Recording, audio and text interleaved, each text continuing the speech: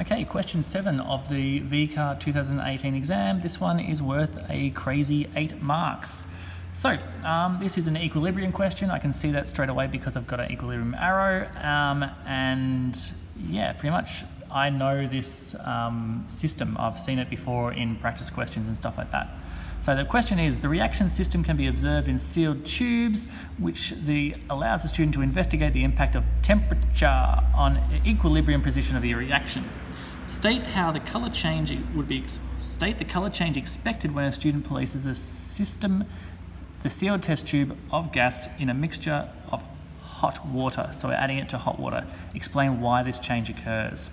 All right, so I'm going to start off by explaining stuff and then get to the color change afterwards. This guy's worth 3 marks, so again I'm going to go and put in my 3 dot points to try and get 3 marks out of this question. So first of all, if I add to hot water, it will favour the endothermic reaction. So first of all, I'm saying that the addition of hot water means the increase in temperature, means it's going to favour the endothermic reaction, which in this case, if I look at this, delta H is less than 0, so that means this is negative. So therefore, it's going to be the forward reaction. No, it's not. Sorry. It's going to favour the endothermic reaction. This is negative, so therefore it's going to be the backwards reaction.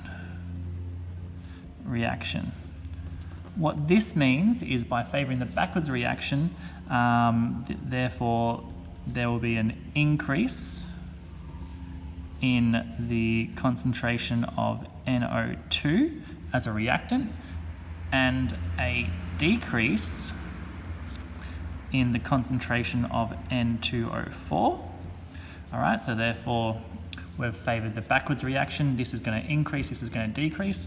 What that means is we're increasing the brown colour and decreasing the colourless colour. So therefore the system will appear to be more brown, or a darker brown. You might say a darker brown, due to the increase in concentration of NO2. Square brackets for concentration there. And that's hit my 3 marks there. So explaining basically the effect of the temperature in terms of equilibrium position. The equilibrium position, talking about the concentrations in terms of equilibrium position, and then lastly, actually answering the question and stating the colour change. Now, the idea of a colour change means it gets more brown or less brown. The idea that saying that it becomes brown is not right. Important to say that this already was brown because it was a mixture of brown and no colour, so therefore it was brown. We want to say it becomes more brown or a darker brown in this case, because a colour change means becoming more or less of something, not just it becomes a certain colour. It becomes more of a colour or less of a colour because it's already a mixture of that colour. Hopefully that makes sense. I'm going to move on to part B anyway. So below is a concentration versus time graph for the reaction. Looks like I'm going to have to continue this graph at some stage, which is interesting. I like these ones, I like graphs. But let's move on. T1 is shown on the graph. Calculate the equilibrium constant at T1. So equilibrium constant, first of all, I'm going to state what it actually is. So Kc equals the concentration of my reactants divided by my products. So what are my reactants? It's NO2 there, so NO2 squared divided by my products, which is N2O4 from memory. Just double checking that's right. Yep, my equilibrium constant has a unit as well. In this case, my unit will be m squared over m, so that's going to cancel out just to being m because I have a concentration squared divided by concentration. So it's got a unit of m. I'm going to look at my values here and work out what they actually are. So therefore, how's my scale worked out here? This is going to be 1 there, so this is going to be 1.5. And this one here is going to be 5. And these are times 10 to the negative 2 times 10 to the negative 2. So therefore my Kc, if I bang these values into my Kc value, I'm going to get what? I'm going to get 5 times 10 to the power of negative 2 squared divided by 1.5 times 10 to the power of negative 2. So let's get a calculator out happening here. And I'll go 5 times 10 to the power of 2. No, negative 2. Negative 2. And I will try and get that in the shot so you can see my calculation. So that's the top there. I'm going to square that, so times answer squared gives me that for the top, which is going to be equal to 0.0025. And that's going to be divided by, I'm going to put this one in brackets, 1.5 times 10 to the power of negative 2. And that's going to be equal to, whatever that is, 1.5 times 10 to the negative 2 equals 0.1667. And what was my unit? Molar. Now, what is my significant figures here? These are two significant figures, so therefore I'm going to put this to 0.17 molar in terms of significant figures. I believe that's about right. Yes. Significant figures, I guess I could put them to 3 because I should be able to get that to halfway between the two, but no. I'm going to leave it at 2 significant figures because these are into 2 significant figures. And I've done 2 significant figures here as well because that is 5.0 there. Let's move on anyway and work out what I need to do.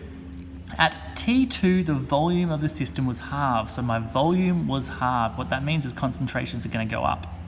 And actually times by 2 in keeping with the temperature of that. Continue the graph to show how this would affect the system and how it would respond. So first of all, my initial change is the fact that my concentrations will double. So they were 1.5, it's going to go up to 3 now. So it's going to go up to 3, and this was 5, it should smash itself right up to 10.